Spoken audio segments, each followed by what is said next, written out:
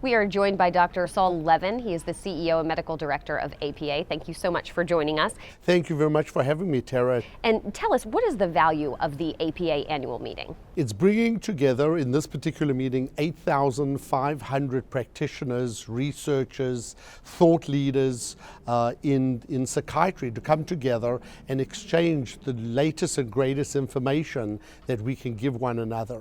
There's also camaraderie that occurs here, as people get to know each other, see old classmates, and that's what makes this meeting such a wonderful learning experience for everyone. What are some of the highlights that you look forward to from this year's meeting? This year's meeting, there are a number of great speakers that we have.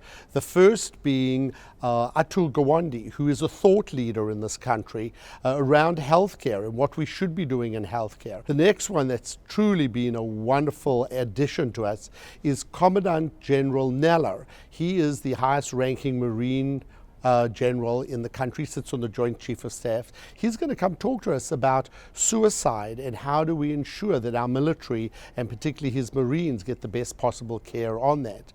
And then I think the last one is Dr. Tom Frieden, who's the director of CDC. What have been some of the exciting developments over the last year at APA? Well, obviously with the passing of parity in this country and us now really beginning to work both with the federal government, with the states to ensure that there's parity for our patients, that I think is the main real focus for this. It's also a presidential election year, and here you have different parties coming together with different ideas of what is mental health and what should we be doing for those who are mentally illness.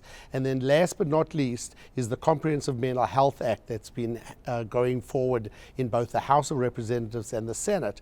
And that truly looks as if we may be able to finally get some real comprehensive mental health reform that will help patients and help psychiatrists take care of all these patients.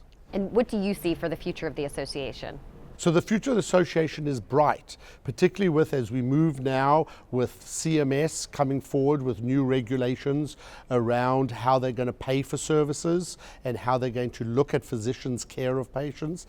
They've released that rule, and we are actively working with them to provide registries where our psychiatrists can ensure that they provide the best quality care as well as performance improvement for everyone. Dr. Saul Levin, CEO and Medical Director of APA, thank you so much for joining us. Great. Thank you.